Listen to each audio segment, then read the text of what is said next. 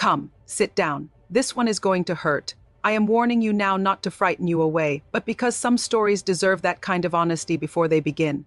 Some stories are not easy, and this one is not easy. This is the story of Amma, a woman who loved her husband completely, faithfully, and without reservation for 11 years, who held his hand when he was sick, who sat beside his hospital bed in the final weeks and read to him and prayed over him and told him every day that he was not alone, who buried him on a Saturday morning in March with her 2 children beside her and a grief so heavy she said it had a physical weight, and who discovered 3 months after she put him in the ground that the man she had mourned so completely had been living a life she knew nothing about.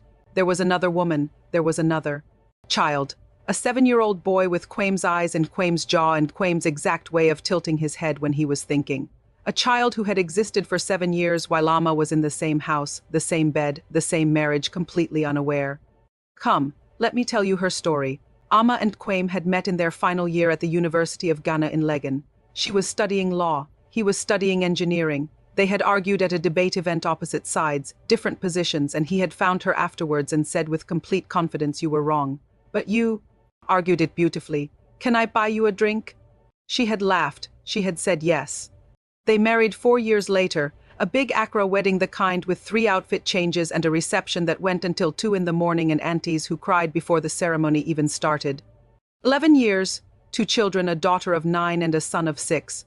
A home in East Legon that they had designed together, arguing pleasantly over every detail the way people argue when they are genuinely partners.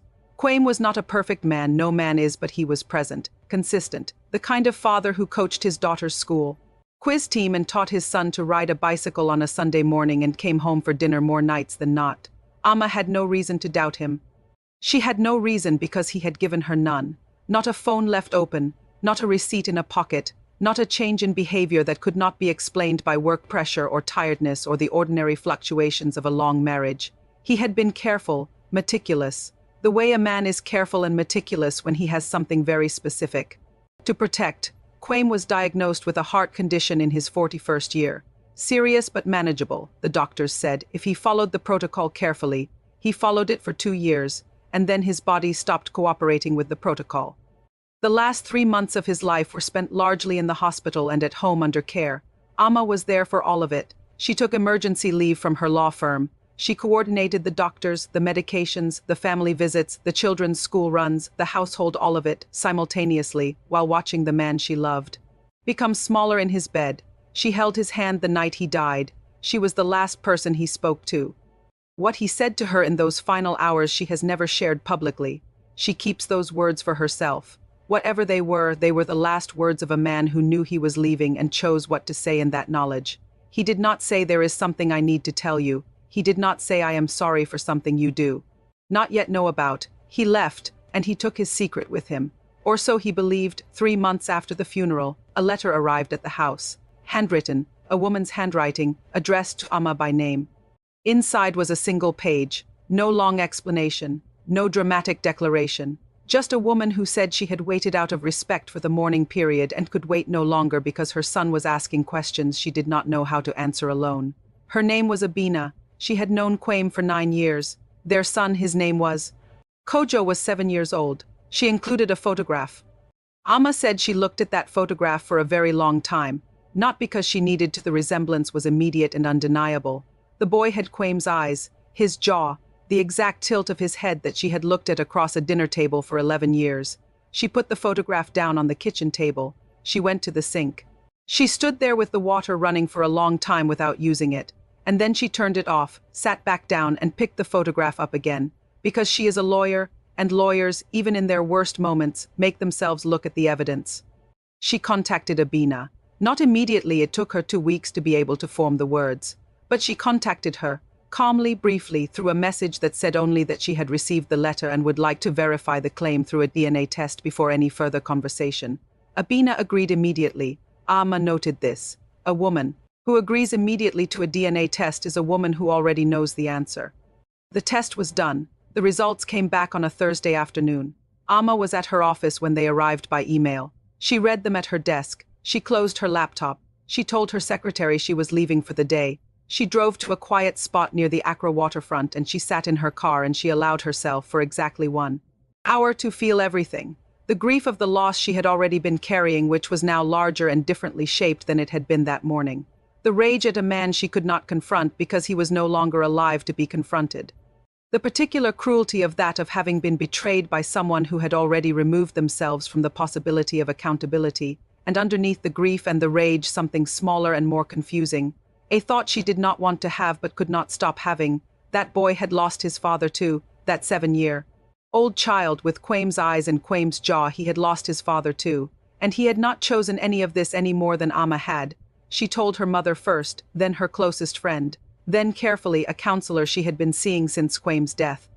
Everyone had opinions. Her mother was furious on her behalf, the specific fury of a Ghanaian mother whose daughter has been wronged, which is a force that should not be underestimated. Her friend said she had every right to never speak to Abina again and to contest any claims on the estate. The counselor said nothing for a while, and then asked Amma, "What do you want?" "Not what you have the right to, what do you want?" Amma sat with that question for 3 weeks, and then she called Abina. They met at a quiet restaurant in Accra, 2 women who had loved the same man, one knowingly, one not, sitting across a table from each other for the first time. Amma said it was one of the strangest hours of her life.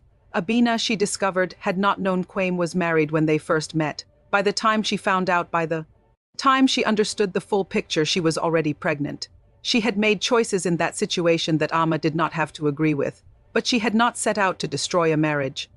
That did not excuse what happened, but it complicated the simple story Amma had been telling herself of a villain and a victim in a way that made it harder to carry cleanly.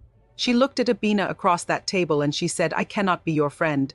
I cannot pretend this is something I am okay with, but that child did not choose this, and I am not going to make a 7-year-old boy pay for what his father did." She paused. "Kojo can know his siblings if he wants to, when he is old enough to choose.